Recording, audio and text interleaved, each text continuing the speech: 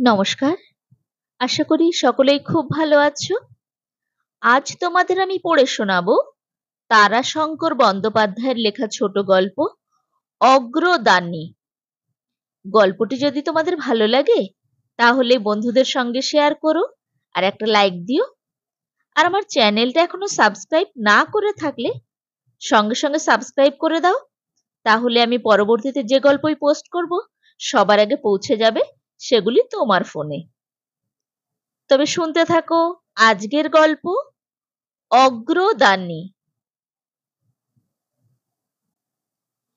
একটা 6 foot 6.5 foot লম্বা কাঠিকে মাঝখানে মচকাইয়া নোয়াইয়া দিলে যেমন হয়, দীর্ঘ শীর্ণ পূর্ণ চক্রবর্তীর অবস্থাও এখন তেমনই। কিন্তু 30 বছর পূর্বে সে এমন ছিল না। তখন সে 32 বছরের জোয়ান, খাড়া সোজা। লোকে বলিত মই আসছে, মই আসছে। কিন্তু ছোট ছেলেদের সে ছিল মহাপ্রিয় পাত্র। বয়স্ক ব্যক্তিদের হাসি দেখিয়া সে গম্ভীর ভাবে প্রশ্ন করিত, হুম, কিরকম হাসছ যে? এই দাদা, একটা রসের কথা হচ্ছিল। তা বটে। তা তোমার রসের কথা তোমার রস খাওয়ারই সমান। একজন হয়তো বিশ্বাসঘাতকতা করিয়া বলিয়া দিত, না দাদা, তোমাকে দেখেই সব হাসছিল, বলছিল মই আসছে। চক্রবর্তী আকর্ণ দাঁত মেলিয়া হাসিয়া উত্তর দিত, তা বটে, কাঁধে চড়লে স্বর্গে যাওয়া যায়, পেট ভরে খাইয়ে দিলেই ব্যাস স্বর্গে পাঠিয়ে দেব। আর পতনে রসাতল, কি বলো দাদা? চক্রবর্তী মনে মনে উত্তর খুঁজিত, কিন্তু তাহার পূর্বেই চক্রবর্তীর নজরে পড়িত অল্প দূরে একটা গলির মুখে ছেলের দল তাহাকে ইশারা করিয়া ডাকিতেছে। আর চক্রবর্তীর উত্তর দেওয়া হইত না, সে কাজের ছুতা করিয়া সরিয়া পড়িত। কোনোদিন রায়দের বাগানে, কোনোদিন মিয়াদের বাগানের ছেলেদের দলের সঙ্গে গিয়া হাজির হইয়া আম জাম পেয়ারা আহরণে মত্ত থাকিত। সরস পরিপক্ক ফলগুলির মিষ্ট গন্ধে সমবেত মৌমাছি বলতারা ঝাঁক বাঁধিয়া চারিদিক হইতে আক্রমণের ভয় দেখাইলেও সে নিরস্ত হইত না। টুপটাপ করিয়া মুখে ফেলিয়া চোখ বুজিয়া রসস্বাদনে নিযুক্ত থাকিত। ছেলেরা কলরব করিত, ওই, হ্যাঁ, তুমি যে সব খেয়ে নিলে, হ্যাঁ? সে তাড়াতাড়ি ডালটা নাড়া দিয়া কতগুলো ঝরাইয়া দিয়া আবার গোটা দুই মুখে পুরিয়া বলিত, আহ। কেহ হয়তো বলিত, বাহ পুন্নু কাকা, তুমি যে খেতে লেগেছ, ঠাকুর পুজো করবে না? পূর্ণ উত্তর দিত, ফল ফল, ভাত মুড়ি তো নয়, ফল ফল। 30 বৎসর পূর্বে যেদিন এই কাহিনীর আরম্ভ, সেই দিন স্থানীয় ধনী শ্যামাদাস বাবুর বাড়িতে এক বিরাট শান্তি সস্তায়ন উপলক্ষে ছিল ব্রাহ্মণ ভোজন। শ্যামাদাস বাবু সন্তানহীন, একে একে 5টি সন্তান ভূমিষ্ঠ হইয়া মারা গিয়াছে। ইহার পূর্বে বহু অনুষ্ঠান হইয়া গিয়াছে, কিন্তু কোনো ফল হয় নাই।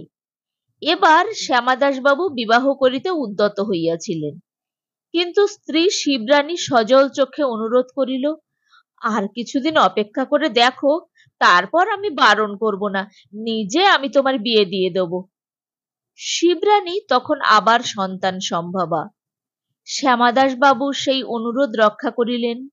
শুধু তাই নয়, এবার তিনি এমন ধারা ব্যবস্থা করিলেন যে সে ব্যবস্থা যদি নিষ্ফল হয় তবে যেন শিবরানীর পুনরায় অনুরোধের উপায় আর না থাকে। কাশী বৈদ্যনাথ তারকেশ্বর এবং স্বগৃহে একসঙ্গে সস্তায়ন আরম্ভ হইল। সস্তায়ন বলিলে ঠিক বলা হয় না, পুত্রেষ্টি যজ্ঞই বোধ হয় বলা উচিত। ব্রাহ্মণ ভোজনের আয়োজন বিপুল। শ্যামাদাস বাবু গলবস্ত্র হইয়া প্রতি পংক্তির প্রত্যেক ব্রাহ্মণটির নিকটে গিয়া দেখিতেছেন কি নাই কি চাই। এক পাশে পূর্ণ চক্রবর্তীও বসিয়া গিয়াছে, সঙ্গে তাহার 3 ছেলে, কিন্তু পাতা অধিকার করিয়া আছে 5টি। বাড়তি পাতাটিতে অন্ন ব্যঞ্জন মাছ স্তূপীকৃত হইয়া আছে বলিলেও অত্যুক্তি হয় না।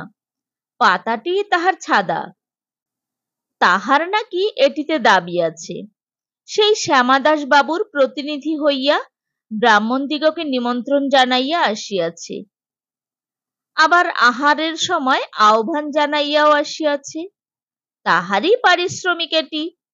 শুধু শ্যামাদাস বাবুর বাড়িতে এবং এই ক্ষেত্রে বিশেষটিতে নয়, এই কাজটি তাহার যেন নির্দিষ্ট কাজ। এখানে পঞ্চগ্রামের মধ্যে যেখানে যে বাড়িতেই হোক এবং যত সামান্য আয়োজনের ব্রাহ্মণ ভোজনই হোক না কেন, পূর্ণ চক্রবর্তী আপনিই সেখানে গিয়া হাজির হয়। হাঁটু পর্যন্ত কোন রূপে ঢাকে এমনই বহরের তাহার পোশাকি কাপড়খানি পরিয়া এবং বাপ পিতামহের আমলের রেশমের একখানি কালী নামাবলী গায়ে দিয়া হাজির হইয়া বলে, তা কথা কই গো, নেমন্তন্ন কিরকম হবে একবার বলে দেন। ওহ, মাছগুলো বেশ তেলুল তেলুল ঠেকছে। হই হই, নিয়েছিল এক্ষুনি চিলে। চিলটা উড়িতেছিল আকাশের গায়ে। পূর্ণ চক্রবর্তী সেটাকেই তাড়াইয়া গৃহস্থের হিতাকাঙ্ক্ষীর পরিচয় দেয়। দুর্দান্ত শীতের গভীর রাত্রে পর্যন্ত গ্রাম হইতে গ্রামান্তরে ফিরিয়া সে সকলকে নিমন্ত্রণ করিয়া ফেরে। প্রচণ্ড গ্রীষ্মের দ্বিপ্রহরেও আহারের আহ্বান জানাইতে চক্রবর্তী ছেঁড়া চটি পায়ে মাথায় ভিজা গামছাখানি চাপাইয়া কর্তব্য সারিয়া আসে। সেই কর্মের বিনিময়ে এটি তাহার পারিশ্রমিক। যাক, শ্যামাদাস বাবু আসিয়া পূর্ণকে বলিলেন, আর কয়েকখানা মাছ দিক চক্রবর্তী। চক্রবর্তীর তখন খানবিশেক মাছ শেষ হইয়া গিয়াছে। সে একটা মাছের কাঁটা চুষিতেছিল, বলিল, আগে না, মিষ্টি টিষ্টি আবার আছে তো। হরে ময়রার রসের কড়াইয়ে ইয়া ইয়া ছানা বড়া ভাসছে, আমি দেখে এসেছি। শ্যামাদাস বাবু বলিলেন, সে তো হবেই, একটা মাছের মুড়ো। পূর্ণ পাতাখানি পরিষ্কার করিতে করিতে বলিলেন, ছোট দেখে একটা। মাছের মুড়োটা শেষ করিতে করিতে ওপাশে তখন মিষ্টি আসিয়া পড়িল। চক্রবর্তী ছেলেদের বলিল, বেশ করে পাতা পরিষ্কার করো, নইলে নোনতা ঝোল লেগে খারাপ লাগবে খেতে। তুই যে কিছুই খেতে পারলি না, মাছ শুদ্ধ পড়ে আছে। বলিয়া ছোট ছেলেটার পাতের আধখানা মাছও সে নিজের পাতে উঠাইয়া লইল। মাছখানা শেষ করিয়া সে গলাটা উঁচু করিয়া মিষ্টি পরিবেশনের দিকে চাহিয়া রহিল। মধ্যে মধ্যে হাঁকিতেছিল, এইদিকে। ওপাশে সকলে তাহাকে দেখিয়া চোখ টেপাটেপি করিয়া হাসিতেছিল। একজন বলিল, চোখ দুটো দেখো, চোখ দুটো দেখো, যেন চোখ দিয়ে গিলছে। আমি তো ভাই কখনো ওর পাশে খেতে বসি না, কি দৃষ্টি।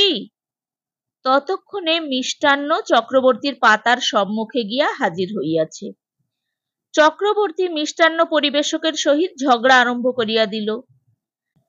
ছাদার পাতে আমি 8টা মিষ্টি পাবো। বাহ, সে তো 4টে করে মিষ্টি পান মশাই। সে 2টো করে যদি পাতে পড়ে তবে 4টে, আর 4টে যখন পাতে পড়ছে তখন 8টা পাবো না? বাহ। শ্যামাদাস বাবু আসিয়া বলিলেন, আরে 16টা দাও ওর ছাদার পাতে, ভদ্রলোক বিনা মাইনেতে নেমন্তন্ন করে আসেন, দাও দাও 16টা দাও। পূর্ণ চক্রবর্তী আঁচল খুলিতে খুলিতে বলিল, আঁচলে দাও, আমার আঁচলে দাও। শ্যামাদাস বাবু বলিলেন, চক্রবর্তী কাল সকালে একবার আসবে তো, কেমন? এখানে এসেই জল খাবে। যে আগে তা আসবো।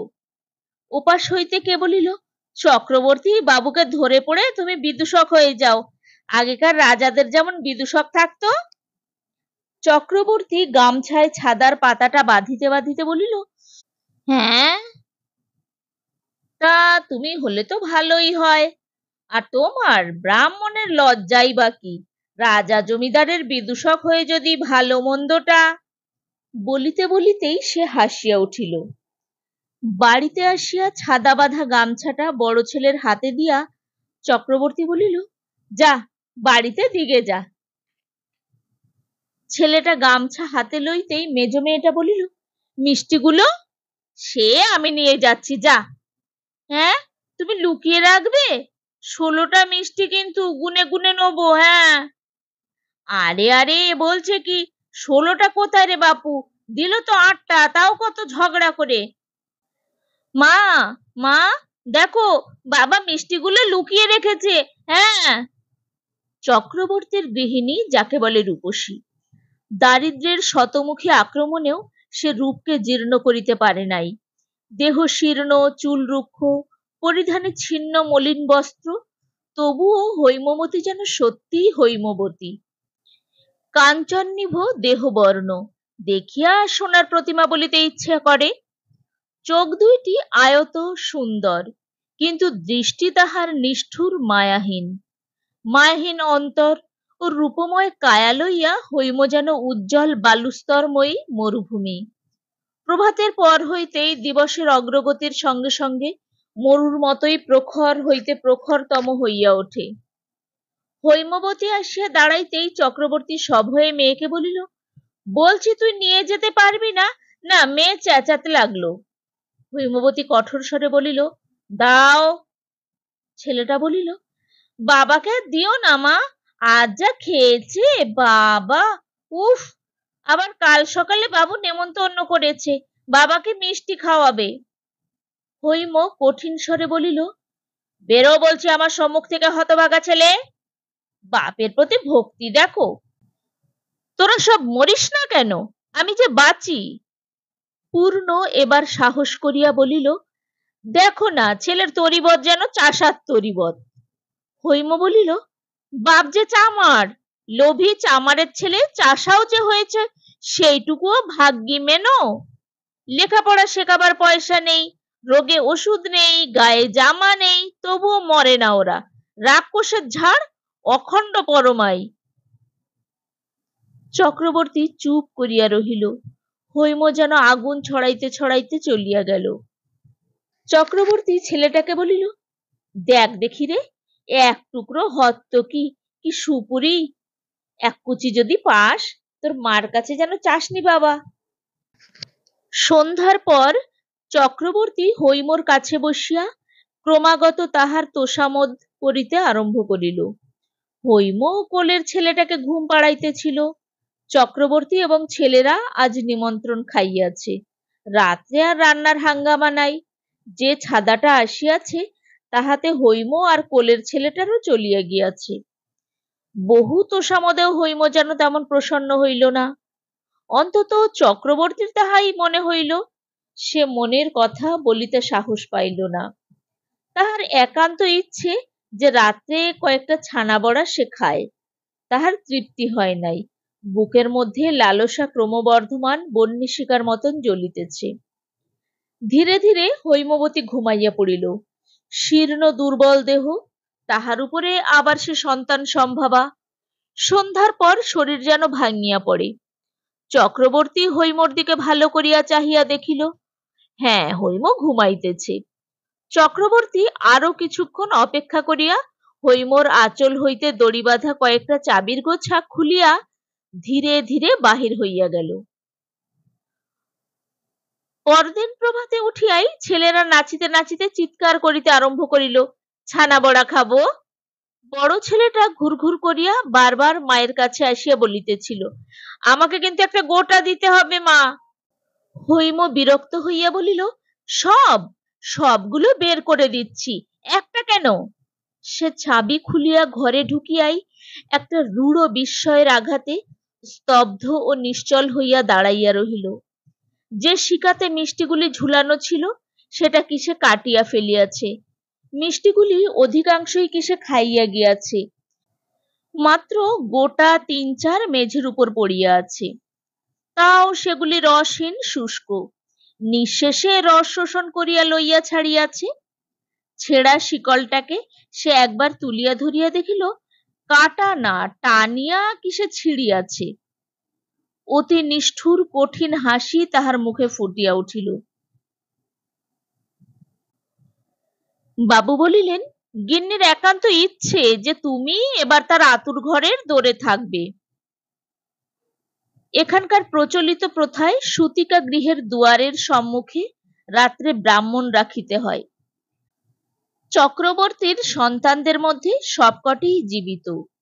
চক্রবর্তী গৃহিণী নিখুঁত প্রসূতি, তাহার সতিকা গৃহের দুয়ারে চক্রবর্তী শুইয়া থাকে। তাই শিবরানী এবার এই ইচ্ছা প্রকাশ করিয়াছে। কল্যাণের এমন সহস্র খুঁটিনাটি লইয়া সে অহরহ ব্যস্ত। শ্যামাদাস বাবুও তাহার কোনো ইচ্ছা অপূর্ণ রাখিবেন না। চক্রবর্তী বলিল, হ্যাঁ তা আজ্ঞে। একজন মোসাহেব বলিয়া উঠিল, তা না না, কিছু নেই চক্রবর্তী, দিব্যি এখানে এসে রাজভোগ খাবে, ইয়া পুরু বিছানা, তোফা ভরা পেটে, বুঝেছ? বলিয়া সে ঘর ঘর করিয়া নাক ডাকাইয়া ফেলিল। আহার ও আরামের বর্ণনায় পুলকিত চক্রবর্তী হাসিয়া ফেলিয়া বলিল, তা হুজুর যখন বলছেন তখন না পারলে হবে কেন? শ্যামাদাস বাবু বলিলেন, বসো তুমি, আমি জল খেয়ে আসছি। তোমারও জল খাবার আসছে, বলিয়া তিনি পাশের ঘরে চলিয়া গেলেন। একজন চাকর একখানা আসন পাতিয়া দিয়া মিষ্টান্ন পরিপূর্ণ একখানা থালা নামাইয়া দিল। একজন বলিল, খাও চক্রবর্তী। তা একটু জল, হাতটা ধুয়ে ফেলতে হবে যে। আর একজন পারিষদ বলিল, গঙ্গা গঙ্গা বলে বসে পড়ো চক্রবর্তী, অপবিত্র পবিত্র বা ওং বিষ্ণু স্মরণ করলেই ব্যাস শুদ্ধ, বসে পড়ো। গ্লাসের জলেই একটা কুলকুচা করিয়া খানিকটা হাতে বুলাইয়া লইয়া চক্রবর্তী লোলুপ ভাবে থালার সম্মুখে বসিয়া পড়িল। পাশের ঘরে জলযোগ শেষ করিয়া আসিয়া শ্যামাদাস বাবু বলিলেন, পেট ভরল চক্রবর্তী? চক্রবর্তীর মুখে তখন গোটা ছানা বড়া। একজন বলিয়া উঠিল, আগে কথা বলার অবসর নেই চক্রবর্তীর এখন। সেটা শেষ করিয়া চক্রবর্তী বলিল, আগে পরিপূর্ণ, তিল ধরাবার জায়গা নেই পেটে। সে উঠিয়া পড়িল। শ্যামাদাস বাবু বলিলেন, তোমার কল্যাণে যদি মনস্কামনা আমার সিদ্ধ হয় চক্রবর্তী, তবে 10 বিঘে জমি আমি তোমাকে দেব, আর আজীবন তুমি সিংহবাহিনীর একটা প্রসাদ পাবে। তাহলে তোমার কথা পাকা তো? কেমন? সিংহবাহিনীর প্রসাদ কল্পনা করিয়া চক্রবর্তী পুলকিত হইয়া উঠিল। সিংহবাহিনীর ভোগের প্রসাদ, সে যে রাজভোগ। তা পাকা বই কি হুজুরের। কথা অর্ধসমাপ্ত রাখিয়া সে বলিয়া উঠিল, দেখো দেখি। চোখ তাহার যেন জল জল করিয়া উঠিল। খানসামাটা শ্যামাদাস বাবুর উচ্ছিষ্ট জল খাবারের থালাটা লইয়া সম্মুখ দিয়া পার হইয়া যাইতেছিল। একটা অভুক্ত ক্ষীরের সন্দেশ ও মালপোয়া থালাটার উপর পড়িয়াছিল। চক্রবর্তীর লোলুপতা অকস্মাৎ যেন সাপের মতো বিবর হইতেই ফনা বিস্তার করিয়া বাহির হইয়া বিষ উদ্গার করিল। চক্রবর্তী স্থান কাল সমস্ত ভুলিয়া বলিয়া উঠিল, দেখি দেখি, ওহে দেখি। শ্যামাদাস বাবু হাঁ হাঁ করিয়া উঠিলেন, করো কি? এটো এটো যে। নতুন এনে দিক? চক্রবর্তী তখন থালাটা টানিয়া লইয়াছে। ক্ষীরের সন্দেশটা মুখে পুরিয়া বলিল, আজ্ঞে রাজার প্রসাদ। সে আর বলিতে পারিল না। আপনার অন্যায়টা মুহূর্তে তাহার বোধগম্য হইয়া উঠিয়াছে, কিন্তু আর উপায় ছিল না। বাকিটাও আর ফেলিয়া রাখা চলে না। লজ্জায় মাথা হেট করিয়া সেটাও কোনরূপে গলৎকরণ করিয়া তাড়াতাড়ি কাজের ছুতা করিয়া সে পালাইয়া আসিল। বাড়িতে তখন মরুতে ঝড় বহিতেছে।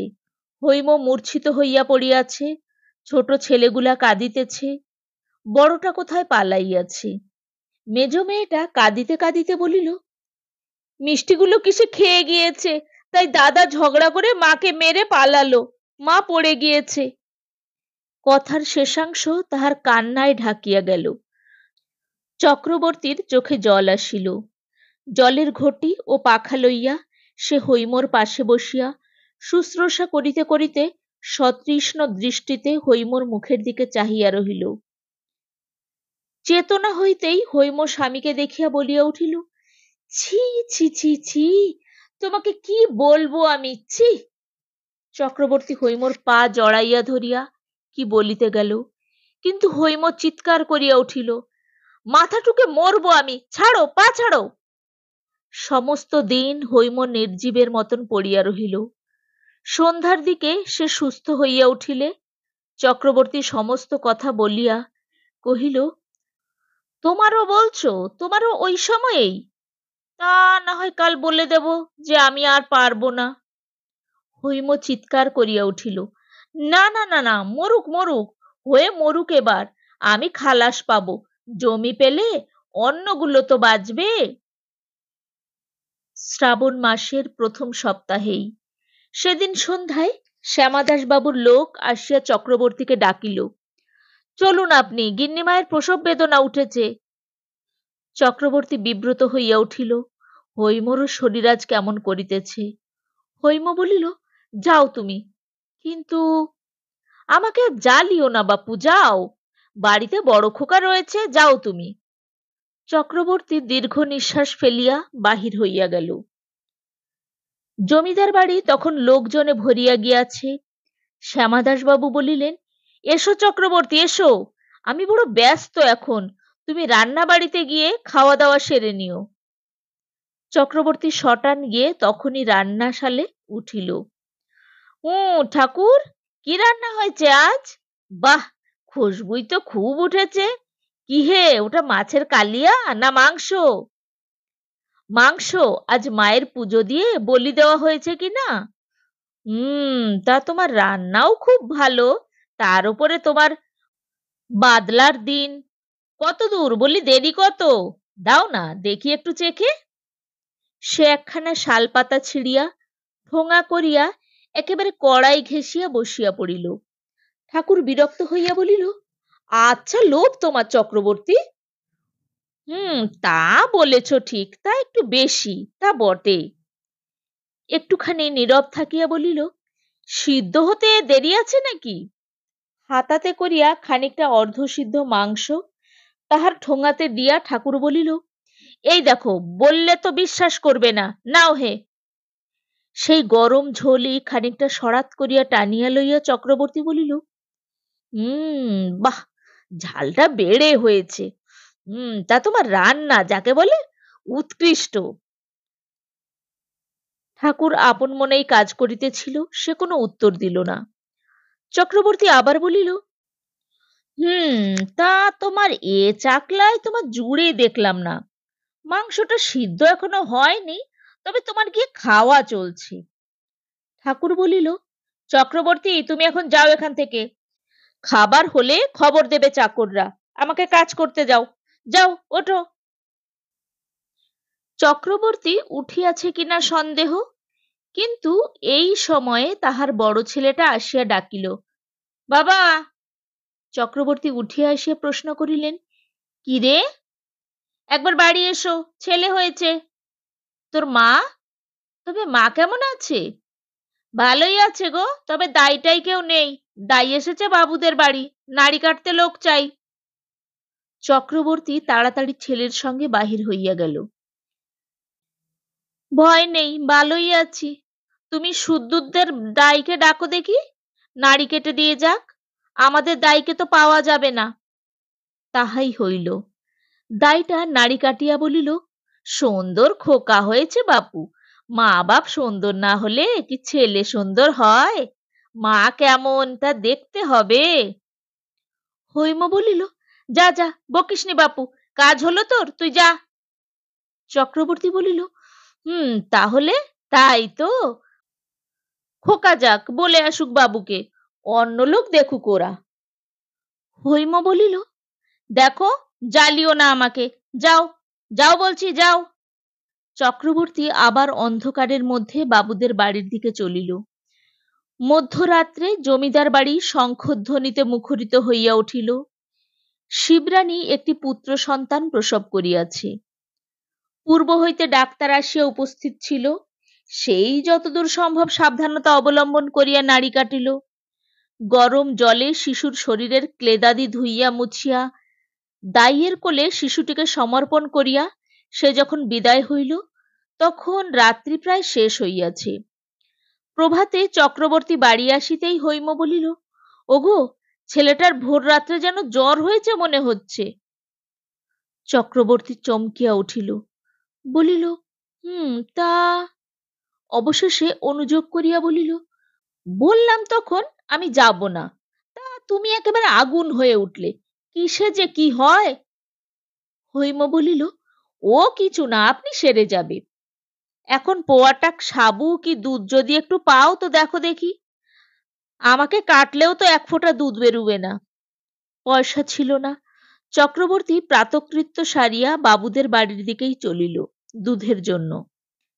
কাছারি বাড়িতে ঘটি হাতে দাঁড়াইয়া সে বাবুকে খুঁজিতেছিল। বাবু ছিল না। লোকজন সব ব্যস্ত সমস্ত হইয়া চলাফেরা করিতেছে। কেহই চক্রবর্তীকে লক্ষ্য করিল না। খানসামাটা বাড়ির ভিতর হইতে বাহির হইয়া কোথায় যাইতেছিল। সে চক্রবর্তীকে লক্ষ্য করিয়া বলিল, আজ আর পেশাদ টেশাদ মিলবে না ঠাকুর, যাও বাড়ি যাও। চক্রবর্তী ম্লান মুখে ধীরে ধীরে বারান্দা হইতে নামিয়া আসিল। একজন নিম্ন শ্রেণীর ভৃত্য একটা আড়াল দেখিয়া বসিয়া তামাক টানিতেছিল। চক্রবর্তী তাহাকেই জিজ্ঞাসা করিল, হ্যাঁ বাবা, ছেলের জন্য গাই দেওয়া হয়নি? সে উত্তর দিল, কেন ঠাকুর? ধারস্য খাবে নাকি?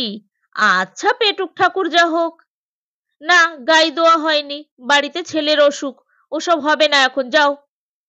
শিশুর অসুখ বোধহয় শেষ রাত্রেই আরম্ভ হইয়াছিল, কিন্তু বোঝা যায় নাই। সারা রাত্রি ব্যাপী যন্ত্রণা ভোগ করিয়া শিবরানীও এলাইয়া পড়িয়াছিল। রাত্রি জাগরণ ক্লিষ্টা দাইটাও ঘুমাইয়াছিল। বেশ একটু বেলা হইলে শিবরানী উঠিয়া বসিয়া ছেলে কোলে লইয়াই আশঙ্কায় চমকিয়া উঠিল। এ কি, ছেলে যে কেমন করছে! তাহার পূর্বের সন্তানগুলিও তো এমনি ভাবেই। চোখের জলে শিবরানীর বুক ভাসিয়া গেল। শিশুর শুভ্র পুষ্পতুল্য দেহবর্ণ যেন ঈষৎ বিবর্ণ হইয়া গিয়াছে।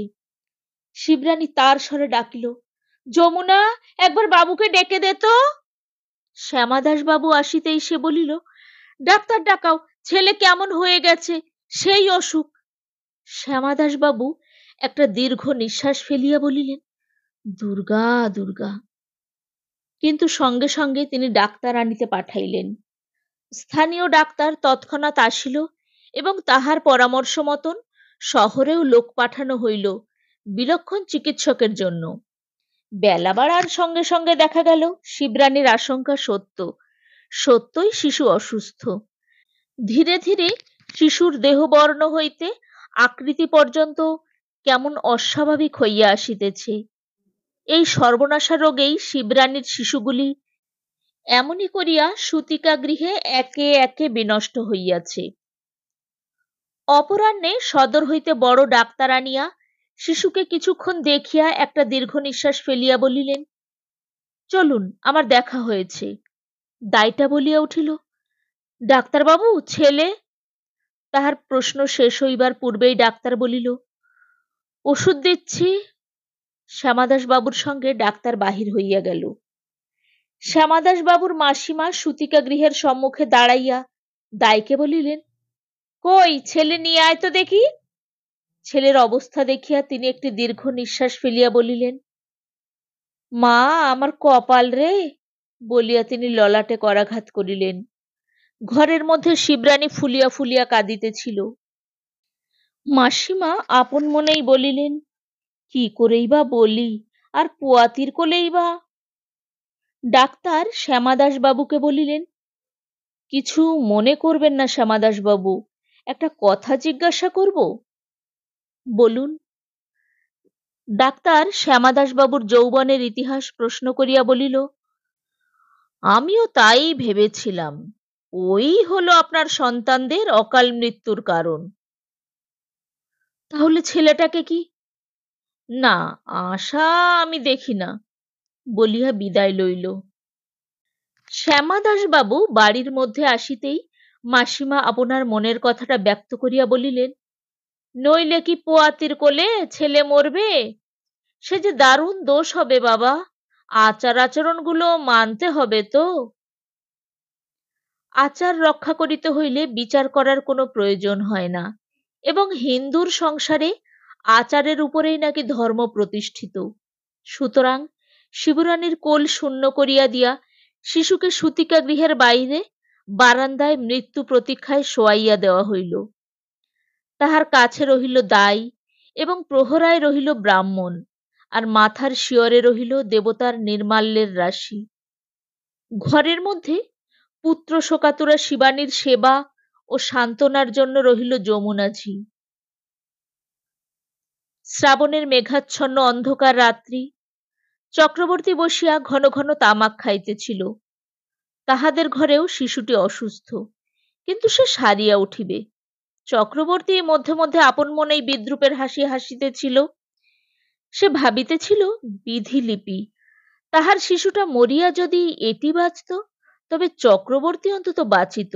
10 বিঘা জমি আর সিংহবাহিনীর প্রসাদ, নিত্য এক থালা। ভাগ্যের চিকিৎসা কি আর ডাক্তার করিতে পারে? শিশুটি মধ্যে মধ্যে ক্ষীণ কণ্ঠে অসহ্য যন্ত্রণায় আর্তনাদ করিতেছে। চক্রবর্তী দাইটাকে বলিল, একটু জল টল মুখে দেবে বাপু? নিদ্রাকাতর দাইটা বলিল, জল কি খাবে গো ঠাকুর, তা বলছো দি। সে উঠিয়া ফোঁটা 2 জল দিয়া শিশুর অধর ভিজাইয়া দিল। তারপর শুইতে শুইতে বলিল, ঘুমাও ঠাকুর, তোমার কি আর ঘুম টুম নাই? চক্রবর্তীর চক্ষে সত্য সত্যই ঘুম নাই। সে বসিয়া আকাশ জোড়া অন্ধকারের দিকে চাহিয়া আপন ভাগ্যের কথা ভাবিতেছিল। তাহার ভাগ্যকাশ্য এমনই অন্ধকার। আহ, ছেলেটা যদি জাদু মন্ত্রে বাঁচিয়া ওঠে! চক্রবর্তী পৈতা ধরিয়া শিশুর ললাটখানি একবার স্পর্শ করিল। অকস্মাৎ সে শিহরিয়া উঠিল। ভয়ে সর্বাঙ্গ তাহার থরথর করিয়া কাঁপে। না না না, সে হয় না, জানিতে পারিলে সর্বনাশ হইবে। দেখিতে দেখিতে তাহার সর্বাঙ্গ ভিজিয়া উঠিল। সে আবার তামাক খাইতে বসিল। দাইটা নাক ডাকাইয়া ঘুমাইতেছে। ঘরের মধ্যেও শিবরানীর মৃদু ক্রন্দনধ্বনি আর শোনা যায় না। কলিকার আগুনে ফু দিতে দিতে চক্রবর্তী আবার চঞ্চল হইয়া উঠিল। জ্বলন্ত অঙ্গারের প্রভায় চোখের মধ্যেও যেন আগুন জ্বলিতেছে। উফ, চিরদিনের জন্য তাহার দুঃখ ঘুচিয়া যাইবে। এই শিশুর প্রভাত হইতেই বিকৃত মূর্তি, তাহার শিশুও কুৎসিত নয়। দারিদ্র্যের সন্তান হইলেও জননীর কল্যাণে সে রূপ লইয়া জন্মিয়াছে। সমস্ত সম্পত্তি তাহার সন্তানের হইবে। উফ! পাপ যেন সম্মুখে অদৃশ্য কায়া লইয়া দাঁড়াইয়া তাহাকে ডাকিতেছিল। গভীর অন্ধকারের মধ্যেও আলোকিত উজ্জ্বল ভবিষ্যৎ চক্রবর্তীর চোখের সম্মুখে ঝলমল করিতেছে। চক্রবর্তী উঠিয়া দাঁড়াইল। শিশুর নিকট আসিয়া কিন্তু আবার তাহার ভয় হইল। কিন্তু সে এক মুহূর্ত। পর মুহূর্তে সে মৃতপ্রায় শিশুকে বস্তাবৃত করিয়া লইয়া খিড়কির দরজা দিয়ে সন্তর্পণে বাহির হইয়া পড়িল। অদ্ভুত, সে যেন চলিয়াছে অদৃশ্য বায়ু প্রবাহের মতন, নিঃশব্দ দ্রুত গতিতে। অন্ধকার পথেও আজ সরীসৃপ কীট পতঙ্গ কেহ তাহার সম্মুখে দাঁড়াইতে সাহস করে না। তাহারও সেই দিকে ভ্রুক্ষেপ নাই। ভাঙা ঘর, চারিদিকের প্রাচীরও সর্বত্র নাই। হৈমের সূতিকা গৃহের দরজাও নাই। একটা আগর দিয়া কোন রূপে আগলানো আছে। হৈমও গাঢ় নিদ্রায় আচ্ছন্ন। চক্রবর্তী আবার বাতাসের মতন লঘু ক্ষিপ্র গতিতে ফিরিল। দাইটা তখনও নাক ডাকাইয়া ঘুমাইতেছে। রোগগ্রস্ত শিশু মৃত্যু রোগগ্রস্ত নয়। সে থাকিতে থাকিতে অপেক্ষাকৃত সবল ক্রন্দনে আপনার অভিযোগ জানাইল। দাইটার কিন্তু ঘুম ভাঙিল না। চক্রবর্তী ঘুমের ভান করিয়া কাঠ মরিয়া পড়িয়া রহিল। শিশু আবার কাঁদিল। ঘরের মধ্যে শিবরানীর অস্ফুট ক্রন্দন এবার যেন শোনা গেল। শিশু আবার কাঁদিল। এবার যমুনা ঈষৎ দরজা খুলিয়া বলিল, দাই, ও দাই, ও মা, নাক ডাকছো যে? ঠাকুরও দেখছি মরার মতো ঘুমিয়েছে। ও দাই! দাইটা ধর্মর করিয়া উঠিয়া বসিল। যমুনা বলিল, এই বুঝি তোর ছেলে আগলানো? ছেলে যে কাতরাচ্ছে, মুখে একটু করে জল দে। দাইটা তাড়াতাড়ি শিশুর মুখে জল দিল। শুষ্ক কণ্ঠে শিশু ঠোঁট চাটিয়া জলটুকু পান করিয়া আবার যেন চাহিল। দাই আবার জল দিল। এবার সে আগ্রহে বলিয়া উঠিল, ওগো জল খাচ্ছে গো, ঠোঁট চেটে চেটে। শিবরানী দুর্বল দেহে উঠিয়া পড়িয়া বলিল, নিয়ে আয়, ঘরে নিয়ে আয় আমার ছেলে, কারোর কথা আমি শুনবো না। প্রভাতে আবার লোক ছুটিল সদরে। এবার অন্য ডাক্তার আসিবে। মৃত্যু দ্বার হইতে শিশু ফিরিয়াছে, দেবতার দান, ব্রাহ্মণের প্রসাদ। চক্রবর্তী নাকি আপন শিশুর পরমায়ু রাজার শিশুকে দিয়াছে। হতভাগ্যের সন্তান মারা গিয়াছে। প্রায় অন্ধকার সূতিকা গৃহে শিবরানীর জ্বর কাতর শিশুকে কোলে করিয়া বসিয়া আছে।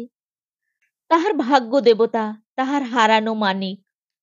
10 বিঘা জমি চক্রবর্তী পাইল। সিংহবাহিনীর প্রসাদ একথালা করিয়া নিত্য সে পায়। হৈম অপেক্ষাকৃত শান্ত হইয়াছে, কিন্তু চক্রবর্তী সেই তেমন করিয়াই বেড়ায়। লোকে বলে স্বভাব যায় না মোলে। চক্রবর্তী বলে, তা বটে, কিন্তু ছেলের দল দেখছে, এক একটা ছেলে যে এক একটা হাতির সমান। হৈম ছেলেগুলিকে স্কুলে দিয়াছে। বড় ছেলেটি এখন ইতরের মতো কথা বলে না, কিন্তু বড় বড় কথা বলে।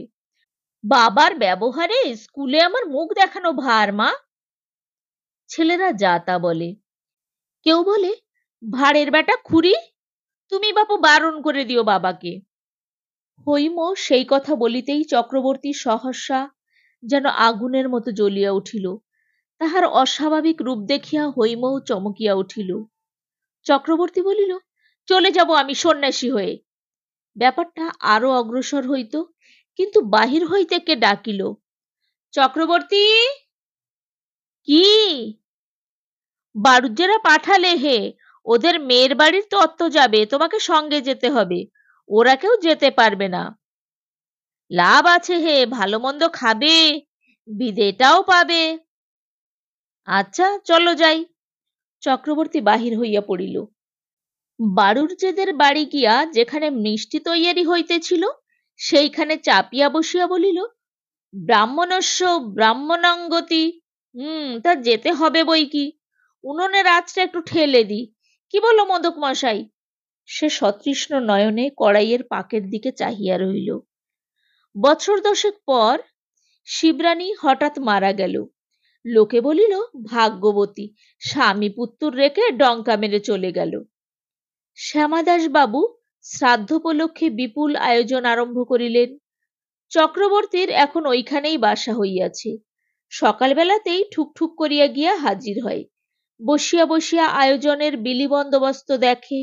মধ্যে মধ্যে ব্রাহ্মণ ভোজনের আয়োজন সম্বন্ধে 2-একটা কথা বলে। সেদিন বলিল, ছাদা একটা করে তো দেওয়া হবে, তা তোমার লুচি বা কখনা, আর তোমার মিষ্টি বা কিরকম হবে? একজন উত্তর দিল, হবে হবে, একখানা করে লুচি এই চালুনের মতন, আর মিষ্টি তো একটা করে তোমার লেডিকেনি এই পাশ বালিশের মতন, বুঝলে? সকলে মৃদু মৃদু হাসিতে আরম্ভ করিল। শ্যামাদাস বাবু ঈষৎ বিরক্ত হইয়া বলিল, একটু থামো তো সব। হ্যাঁ, কি হলো, পাওয়া গেল না? একজন কর্মচারীর সঙ্গে তিনি কথা কহিতেছিলেন। কর্মচারীটি বলিল, আগে তাদের বংশই নিবংশ হয়ে গিয়েছে। তাহলে অন্য জায়গায় লোক পাঠাও, অগ্রদানী না হলে তো শ্রাদ্ধ হয় না। আচ্ছা তাই দেখি। অগ্রদানী তো বড় বেশি নেই, 10-20 ক্রোশ অন্তর এক ঘর আধ ঘর। কে একজন বলিয়া উঠিল, তা আমাদের চক্রবর্তী তো রয়েছে। চক্রবর্তী, নাও না কেন দান, ক্ষতি কি? পতিত করে আর কে কি করবে তোমার? শ্যামাদাস বাবু ঈষৎ উৎসুক হইয়া বলিয়া উঠিলেন, মন্দ কি চক্রবর্তী, শুধু দান সামগ্রী নয়, ভূসম্পত্তিও কিছু পাবে। 25 বিঘে জমি দেব আমি, আর তুমি যদি রাজি হও তবে বছরে 50 টাকা জমিদারি সম্পত্তির মুনাফাও দেব আমি, দেখো। বলিয়াই তিনি এদিক ওদিক চাহিয়া চাকরকে ডাকিলেন, ওরে চক্রবর্তীকে জল খাবার এনে দে, কলকাতার মিষ্টি কি আছে, নিয়ে আয়। শ্রাদ্ধের দিন সকলে দেখিল শ্যামাদাস বাবুর বংশধর শিবরানীর শ্রাদ্ধ করিতেছে, আর তাহার সম্মুখে অগ্রদান গ্রহণ করিবার জন্য দীর্ঘ হস্ত প্রসারিত করিয়া বসিয়া আছে পূর্ণ চক্রবর্তী। তারপর গোশালায় বসিয়া তাহারই হাত হইতে গ্রহণ করিয়া চক্রবর্তী গোগ্রাসে পিণ্ড ভোজন করিল। গল্পের এখানেই শেষ, কিন্তু চক্রবর্তীর কাহিনী এখানে শেষ নয়, সেটুকু না বলিলে অসম্পূর্ণ থাকিয়া যাইবে। লোভী আহার লোলুপ চক্রবর্তী আপন সন্তানের হাতে পিণ্ড ভোজন করিয়াও তৃপ্ত হয় নাই। লুব্ধ দৃষ্টি লোলুপ রসনা লইয়া সে তেমন করিয়াই ফিরিতেছিল। এই শ্রাদ্ধের 14 বৎসর পরে সে একদিন শ্যামাদাস বাবুর পায়ে আসিয়া গড়াইয়া পড়িল। শ্যামাদাস বাবু তাহার 2 বৎসরের পৌত্রকে কোলে লইয়া শুষ্ক অসহ্য তরুর মতো দাঁড়াইয়াছিলেন। চক্রবর্তী তাহার পা দুটি জড়াইয়া ধরিয়া বলিল, পারবো না বাবু, আমি পারবো না। শ্যামাদাস বাবু একটা দীর্ঘ নিঃশ্বাস ফেলিয়া বলিলেন, না পারলে উপায় কি চক্রবর্তী? আমি বাপ হয়ে তার শ্রাদ্ধের আয়োজন করেছি। কচি মেয়ে, তার বিধবা স্ত্রী শ্রাদ্ধ করতে পারবে, আর তুমি পারবে না বললে চলবে কেন বলো? 10 বিঘে জমি তুমি এতেও পাবে। শ্যামাদাস বাবুর বংশধর শিশু পুত্র ও পত্নী রাখিয়া মারা গিয়াছে, তাহারই শ্রাদ্ধ হইবে। চক্রবর্তী নিরুপায় হইয়া চলিয়া আসিল।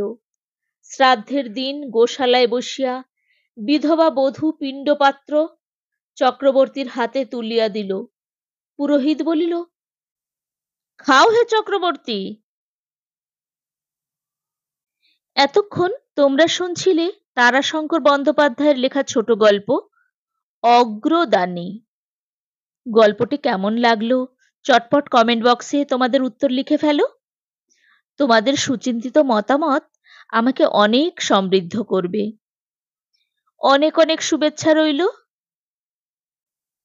আর আমার পরের গল্পের জন্য অপেক্ষা করো। ভালো থেকো।